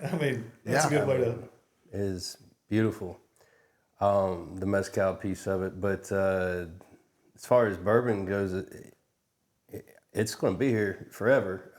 It's been here. It's not going It stood away. the test of time. Yeah. But to your point about branching out, is it going to change? I can tell personally for myself. I didn't like Scotch, but bourbon was a door that brought me into, what'd you call them, dark spirits. Maybe we'll delete that. No dark spirits in here. But The name of the episode. This thing is off the freaking rails. that's because of the whiskey. But thank you. What do we got? Oh, we're going up to 116 proof now, so you're going to see. But where was that, Chad? You lost me. No, you I think you've made a good point. That bourbon in general has helped introduce you into the scotches of the world, And the the things that you mezcals, maybe, the tequilas, yeah. that you maybe wouldn't have, tasted before. I think that's a good segue into possibly talking about our podium this week. Jason, what do you think? Yeah, let's go to the podium, Chad. You want to? Yeah. So Walt and Brian, it's their first time sitting on the hot seat over there. What we do each week is we rank our favorite, whatever it may be. Cheeseburgers, chicken tenders, vacation spot. So this week we decided to use our podium talk to discuss our favorite cocktails. Okay. So what we will do is typically we start with the guest first because we feel like, you are the guest. And you will give your third, Brian will give his third, I will give my third, Jason will give his third. Then we will move up to our second and into our number one overall pick for our favorite cocktail. Okay. Everybody good with those rules? So we're going to name 3.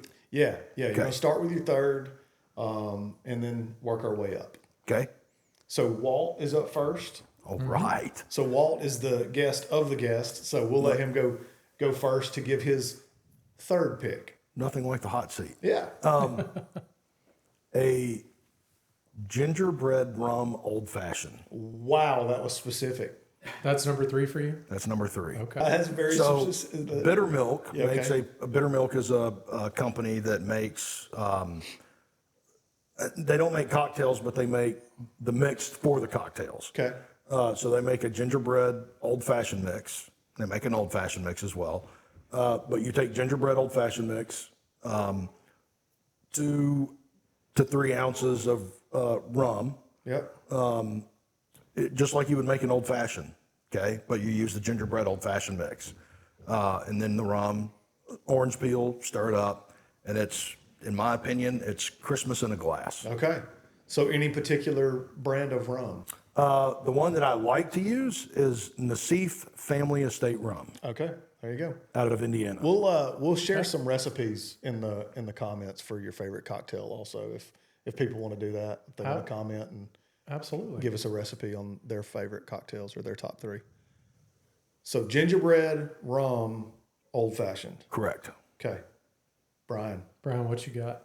number 3. I'm stunned that that's his number 3. Okay. I mean, Yeah, I know that was It very sounds like a number 1, right? yeah, I mean, like you got to work up to the gingerbread. I feel like my draft may be inadequate. Yeah, I need to Google some things here. All right, let's go with mint julep for my number 3. Oh, the Kentucky boy or adopted Kentucky boy Yeah, picks a mint julep. That's a good pick. I'm not like a mint julep guy, but I don't know if I've ever had a mint julep. I think our thing. Well, I mean, we are just a few weeks removed from the Kentucky Derby, Yep. so it's probably mint julep time, right? yeah. I mean, it's. You talked earlier, Jason, about this being a winter drink. A mint julep is a way to freshen up your bourbon for Okay. a spring day. The springtime. Yeah, some mint, some sugar, muddled. I like to just put ice and bourbon in it and call it a day from there. But Okay. you could put some simple syrup in it. Yeah. What you got, Chad? Yeah. So I'm not a big cocktail person in general. So I would tell you that my number 3 overall pick for a cocktail is an ice cold beer. Is that how you're gonna laugh at me? Yeah. So I have 2 cocktails, and they're. I gonna mean, be my I big- guess can that be classified as a cocktail? I think it can. Yeah, It's my game. Okay. It's my game. I think it is a cocktail. I mean, honestly, I think that. I think it technically. If you put it in a glass, yes, Yeah. you can You classify just it as screwed a up I think it's my a top 3, Chad. Yeah. So you do like to pour it in had- a glass, or Beer at least wasn't even halfway. in my top 3. Yeah, on another episode, we'll do our favorite 3 beers. But I'm going to go with a summertime ice cold beer. That's What's your beer of choice? You got to be specific. not for this, but my beer. That's like picking. What are you getting first out of the fridge? Miller Lite? No, that's probably not what I'm getting out of the fridge first.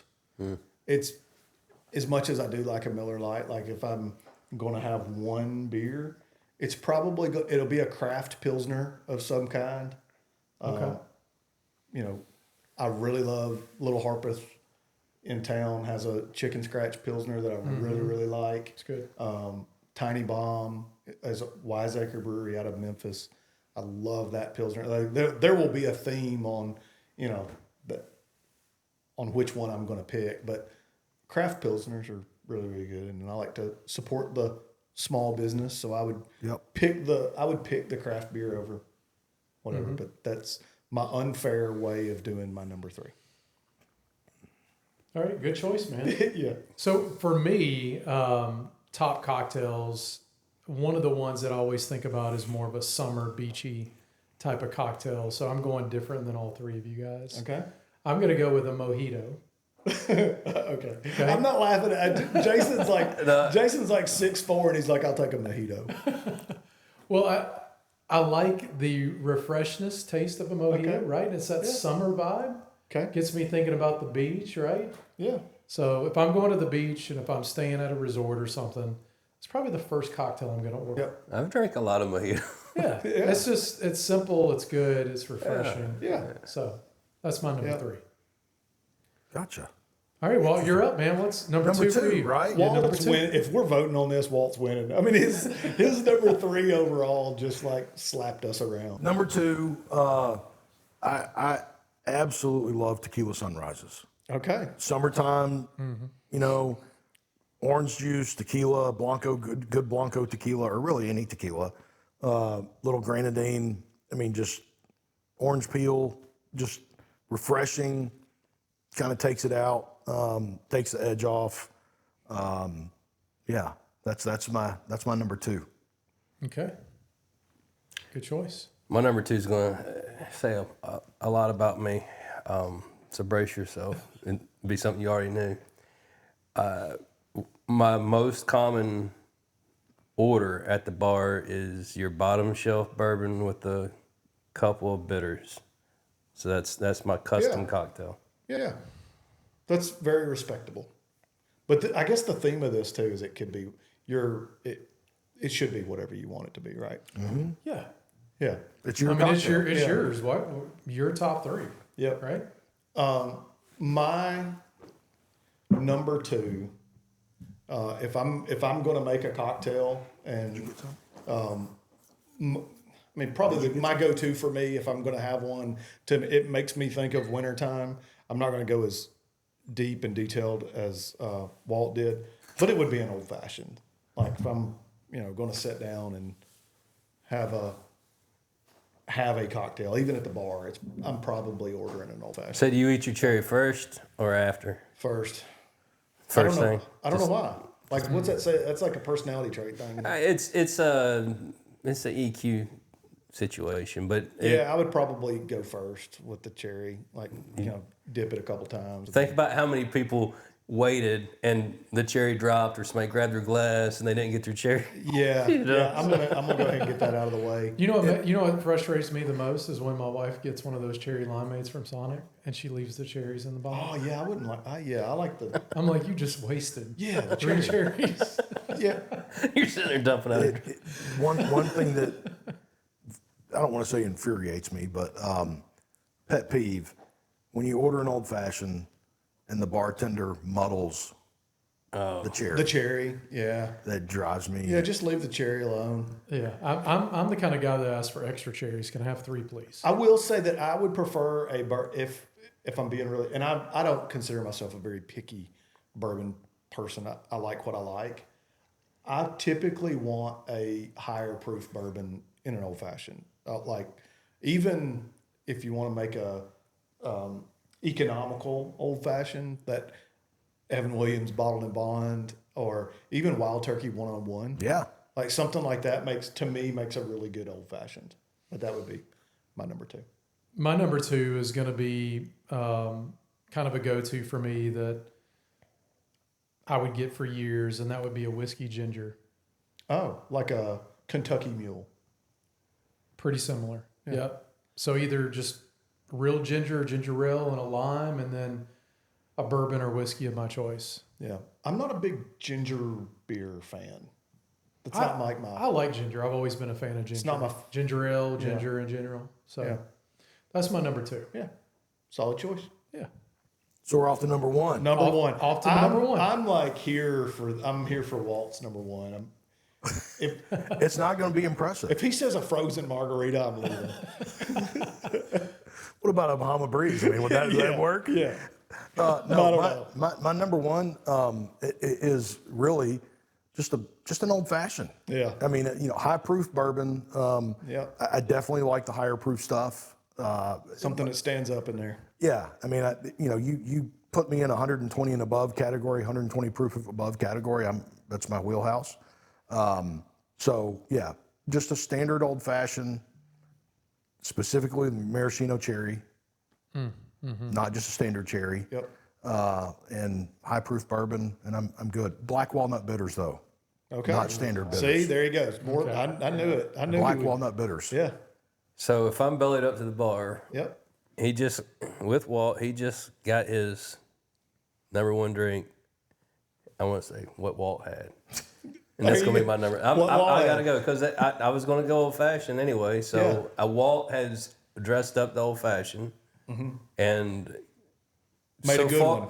So far, he's invested in our show. He brought some nice whiskeys. Yep. And I'm enjoying it right now. So You mean bourbons? I mean there's whiskeys. some rye. Bourbon whiskeys, yeah. So all of them are whiskeys, but this one's a rye, so it's not a bourbon. Okay. Yeah. Except for the old Fitzgerald, you haven't tried that. We haven't had that one yet. I didn't know I was allowed to. I wasn't going to touch the bottle, honestly. I mean, I might pour too The much man of brought that. it. Yeah. The man brought You it. should taste it. I'll tell you what I tell people when they come over to my house and they walk in to my little bar area. I tell everybody, if it's open, drink it, have at it. If it's not open, just ask. Ask Yeah. permission. Yeah. Not just ask if like, hey, can we open this? Can we try this? I may say no. Etiquette for everybody out there. Yeah. Man. Great Yeah. etiquette. Yeah, I mean, I've got one bottle, and I'm going to say this very jokingly. I've got one bottle. It's an old Fitzgerald 8-year, barreled in 1960, bottled in 1968. That sits in a closet. It's in a leather bag. You've never seen sunlight. That thing needs to be in the bank vault. Yeah, and people have asked me when they're like, "What's the oldest bottle you have?" And I was like, "Well, here, look, I'll show you." They're like, "Well, are you ever going to open it?" And I say, "Oh, here's the only time I'm going to open it." And this is why I say this jokingly. I'm either going to open it when I have my first grandkid, Yeah. or when my divorce is final. So that's One of the two. oh wow. All right. Yeah. And I say that jokingly. My wife is I know she'll never see this, but if she does, for some reason, love her to death. That's why I say that jokingly. I hope that never happens. Do you have your collection insured? I do. Okay. Absolutely. What's the process of getting it insured? I mean, do you just they have to come out and look at it, or So, yes, I have to show pictures. I have to give a estimated market value with proof okay? of that market value. Okay. Yeah. Because I believe in insuring at market value, not what I paid Yeah. for it. As you should. Yeah. Chad, what do you got for number one? My number one. Probably gonna get made fun of. Is it beer? More beer? No, it sounds like Stone Cold. Double fist. I'll drink another beer and another beer. No, not my number one would be, and this is, you got to be very specific because there are some really, really bad margaritas. They're really bad margaritas. And then there are really good margaritas.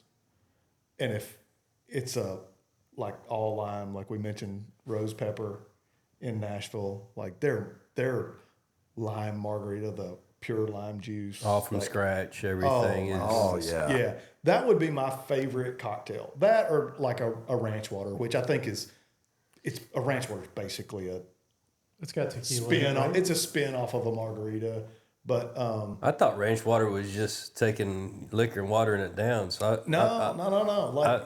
Like Topo Chico, typically like a mineral water, lime juice, tequila. So in a way, it's kind of that flavor profile, but I'm very specific when I say a good margarita, not the neon green one. Not a bottom shelf. Not the neon green one that's, comes out looking like Teenage Mutant Ninja Turtles juice. Like that's not my jam. You mean like the Cancun? Almost, yeah. Like almost the clearer the better.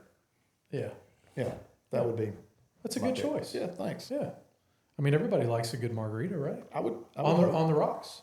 Yes, on the rocks. Salt. On the Yes. rocks, yeah. Or tahini. Okay. Tahini probably even more so than salt. Yeah. Well, my number one is going to follow these two gentlemen. It's got to be an old fashioned, right? You do like an old fashioned. I do like an old fashioned. In fact, my favorite old fashioned is where you're going. Is at Bourbon Steak in Nashville. I don't know if either one of you gentlemen have eaten there. Yep, I have. It's at the top of JW Marriott. Yeah, I believe. JW Marriott. They will come to your table and do a smoked Wagyu I've old heard about fashioned. this. Okay. Great experience. They fix the drink there. They smoke it there. They have the little Wagyu. It's the bourbon is washed in Wagyu fat. Yeah, Yeah, it's the best old Is it fashioned in a box and they open it up in front of you, or they have the bottle. Yes. Yeah, it's its own bottle, and then they smoke it. It's pretty dang good. Yeah, it's good. Yeah, Yeah. we should. If we should get a.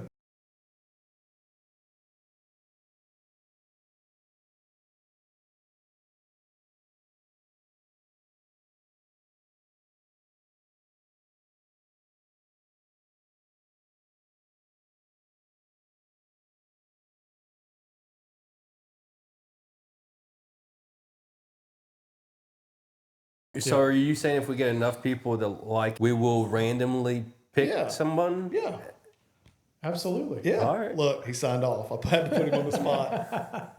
Can't say no in front We of the got to camera. have a number though. We got to know what the number is. We'll come up with a number and we'll put it in the post. Yeah. That's that one. The consensus of the And it's- podium this week is that everyone here liked an old fashioned.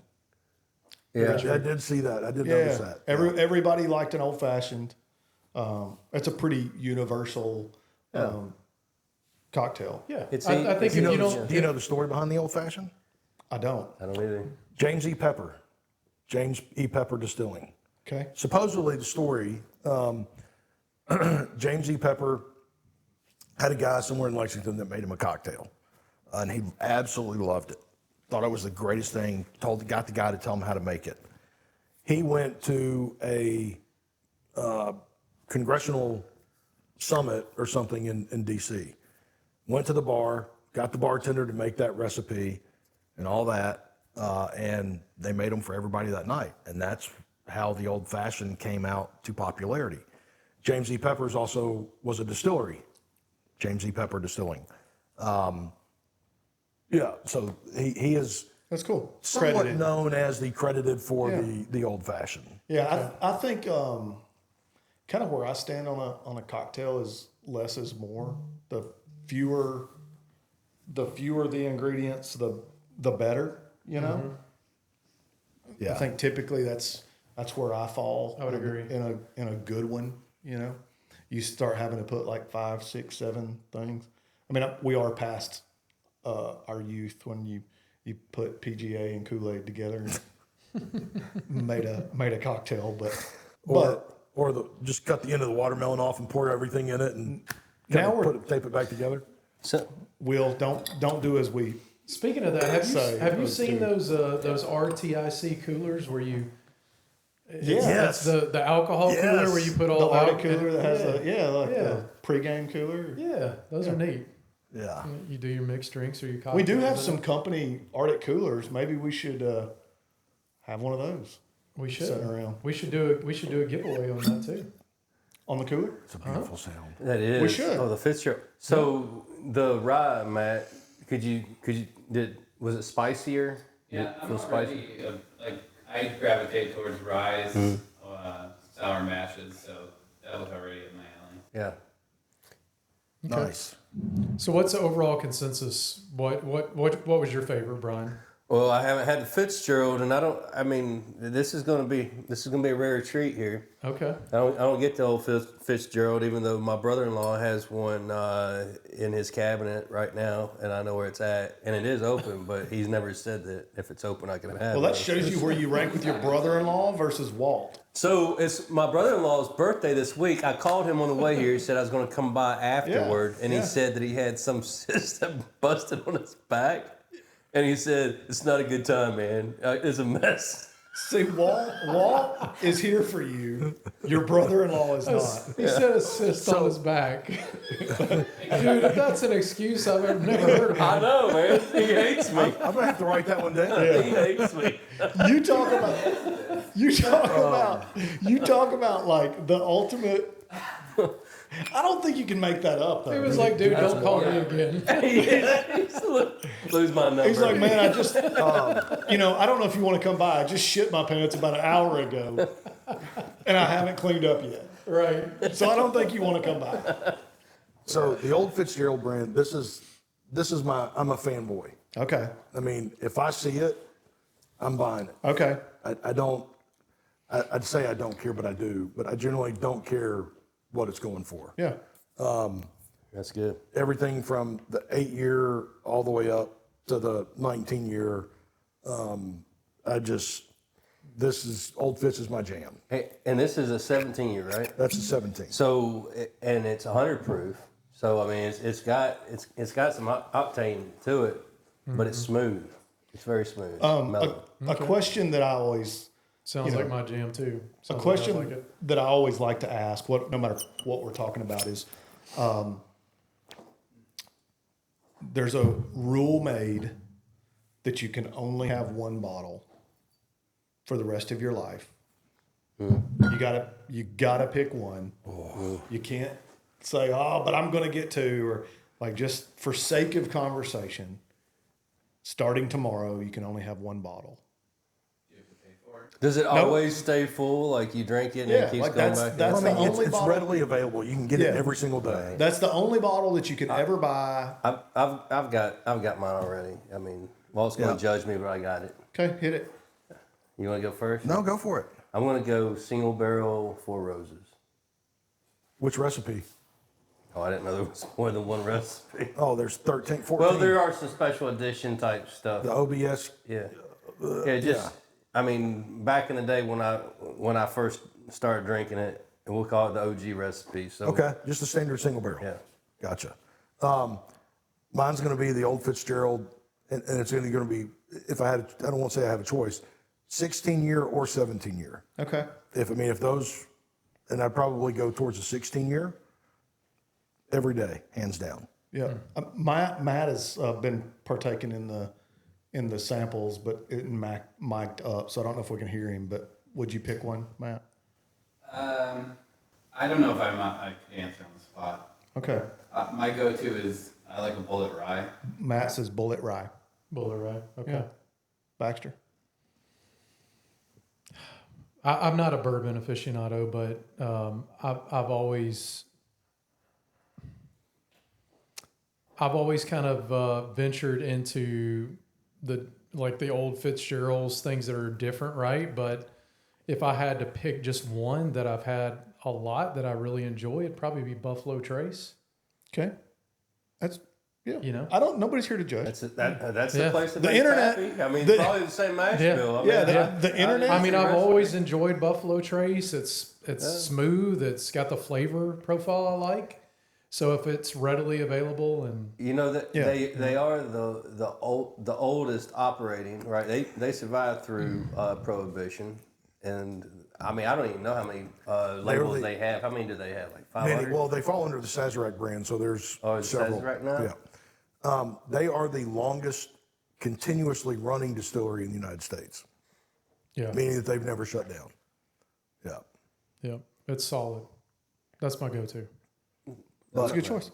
Buffalo Trace, again, they make 15, 20 different SKUs. Mm-hmm. There is no one judging except everybody on the internet. I mean, I got judged for being shocked that Will didn't like Chick-fil-A. So somebody's going to judge out there. Oh, no matter, I support you, Will. By the way, no matter. I mean, do you know what they feed that stuff? So I want to clear this up for Will. It was the shock was not that Will did not like Chick-fil-A. It was that Will had been to Chick-fil-A 1, maybe 2 times in his life.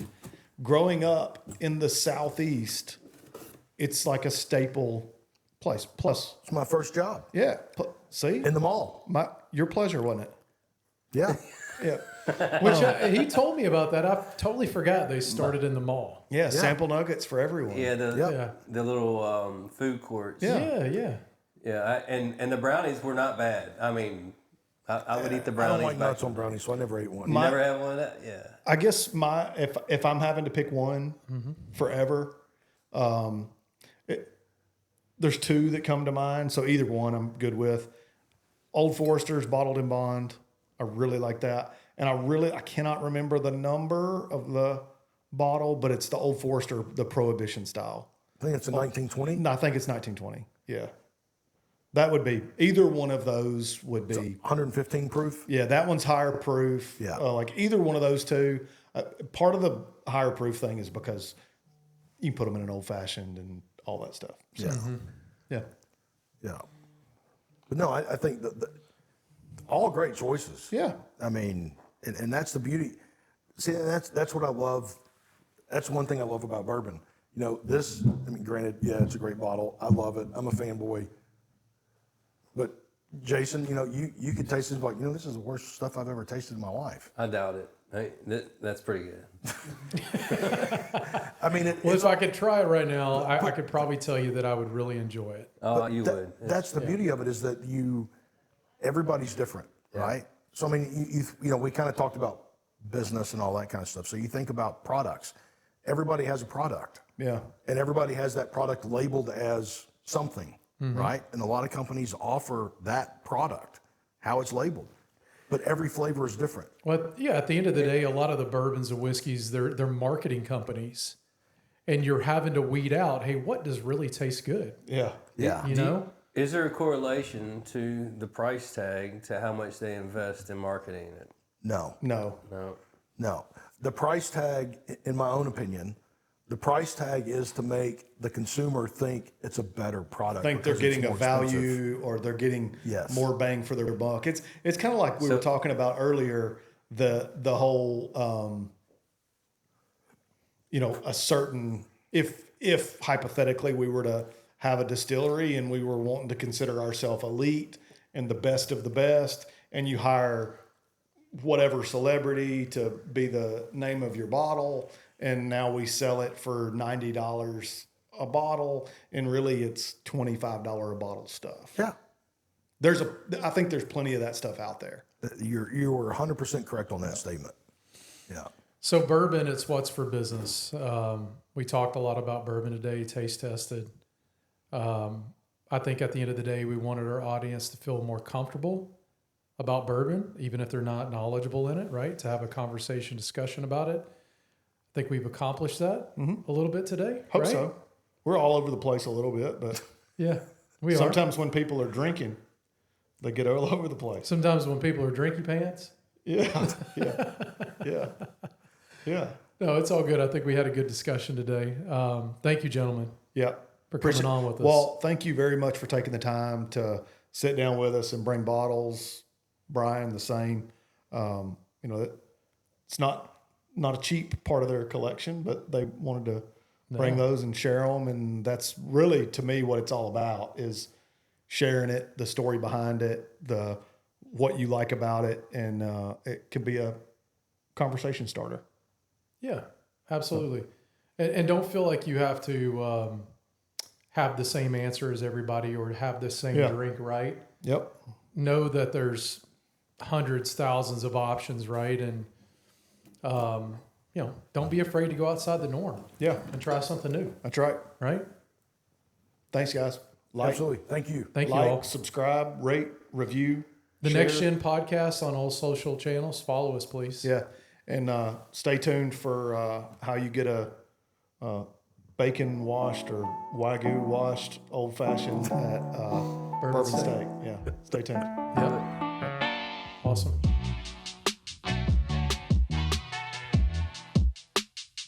Good deal. So bonus time, anybody want to do 140 proof? No, I'm good. With no label on it? If I got to do that, I won't be able to make it home.